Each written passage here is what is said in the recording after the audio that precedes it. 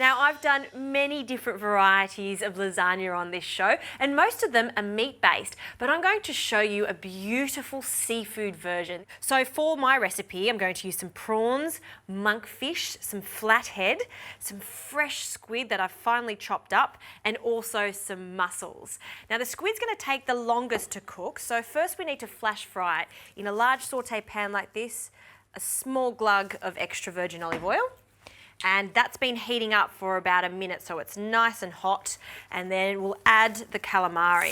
Now, there's only two ways of cooking calamari: flash frying it and eating it immediately, or flash frying it and then cooking it slow. I'm going to be cooking it slow so it becomes really, really soft. So into the pan for the first stage, we'll give that a mix, and you'll see it goes from that translucent colour to a white colour immediately. Now, you want it to be hot because we're just sealing it off at this stage. So give it a quick toss, see how it starts to curl up, and we get some slight caramelisation on it.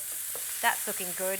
And now we can take it out of the pan and we'll just rest it in a bowl.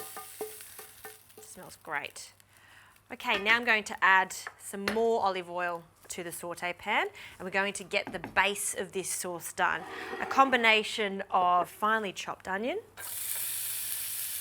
2 cloves of garlic, and I'll crush the garlic, and then I'm going to chop in 2 anchovy fillets. Now, the anchovy fillets almost are going to act as the salt to this dish, give it a really lovely savoury flavour, so a really great component of this dish.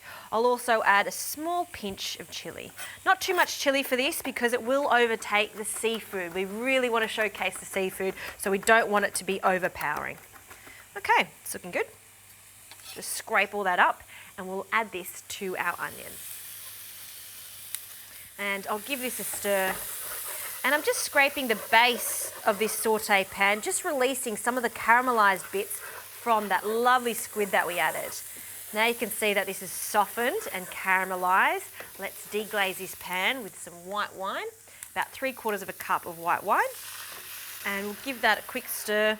See how that's bubbling away? That is great, because what we're wanting to do is cook off the alcohol so we don't get a bitter or acidic sauce. We just want this to be quite mellow. Okay, now that that's reduced, we can add some passata or tomato puree, 1 whole jar, which is about 700 mils. And then again, give that a stir, and you'll see that it starts to bubble again. And now we can return our squid. All those juices, they can go in too, because that means flavour. Now this is going to cook for about 12 to 15 minutes with the lid on, or until that calamari is super soft. Now you'll notice that I haven't added any salt yet, and the reason I'm not doing that is because I'll be adding some mussels later. They are super salty, so that's going to season our sauce. Now while that's cooking, let's get on to a quick white sauce.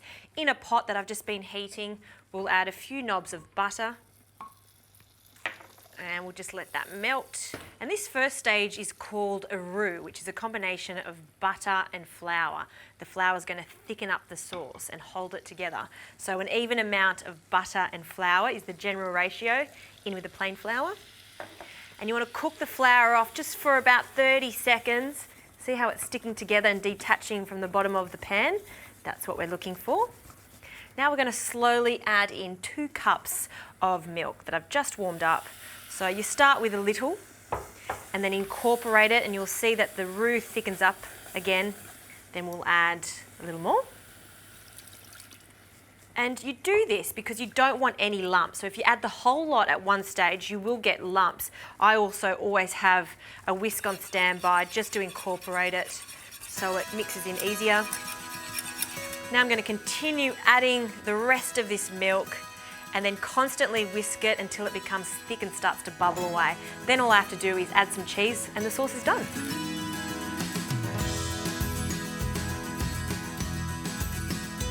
Look at that, nice and thick. So we'll add the cheese. I'm using Gruyere cheese, got a lovely nutty flavour. A few handfuls of freshly grated cheese, and then we'll just let that melt in. Now we can start adding our mussels. Now the mussels take no time at all to cook, and they tell you when they're ready because they'll start opening. So in with our mussels, and then I'll pop the lid on. Once they're open, I'm gonna take the meat out of the mussels, leave them in the sauce, and then discard all of these shells.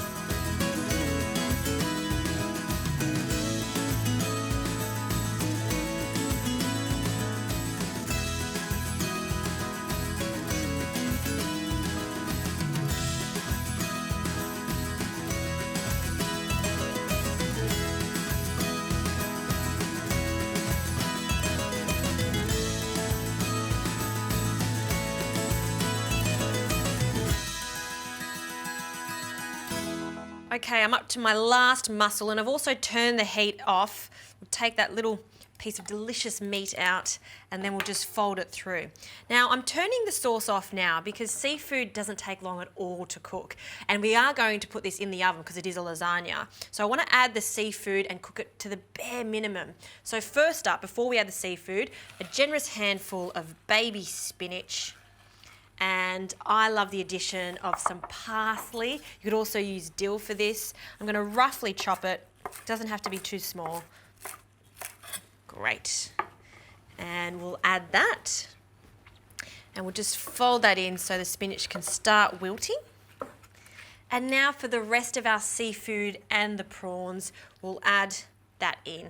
Now you can change up the seafood. If you want to just make it prawns, you can make it just prawns. You can also get a seafood marinara mix at fishmongers, so that also works really nicely for this recipe. Now I'm going to gently fold this through just so each piece of fish is coated. Okay, look at that. Just perfect. Now I'm just going to taste for seasoning because we did add those mussels and they were salty with that seawater. Oh, it's pretty good. I may add just a small amount of salt. Always best to add the salt afterwards because, like I said, you never know how salty the seafood is going to be.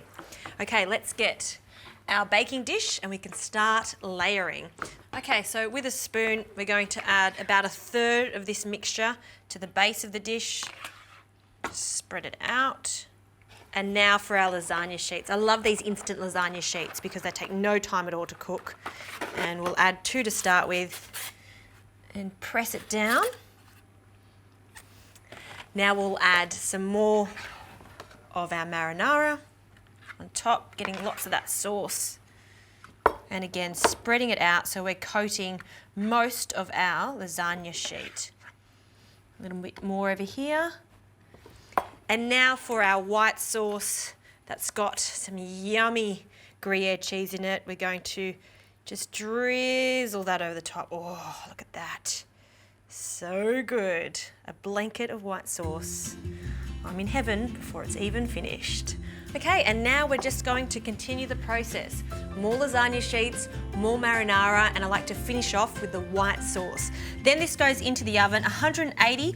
I like to cover this and cook it for about 30 minutes with foil. Take the foil off and cook it for a further 15.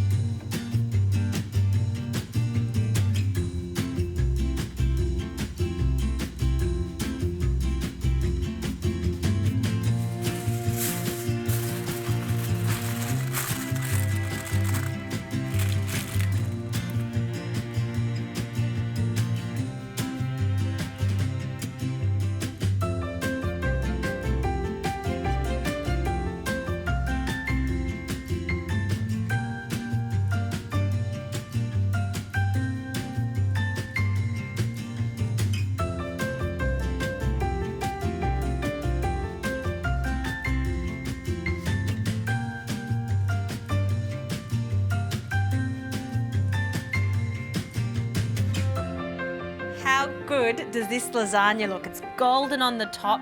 I can see the seafood's perfectly cooked. And now we've got to serve it. Let it rest for about 15 minutes just so it can settle in. And then a nice generous portion. And just with a butter knife, it's the easiest way to cut around that. And then we'll scoop out a nice portion of this. Look at that, so creamy. Can smell that seafood. What a treat. put that on a plate.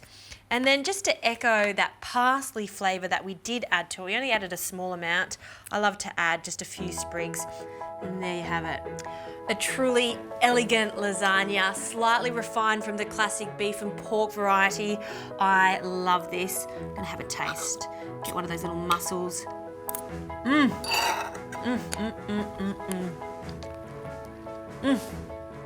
I do like a classic lasagna, but I must say this changes the game entirely. Seafood lasagna, that's what it's all about this year.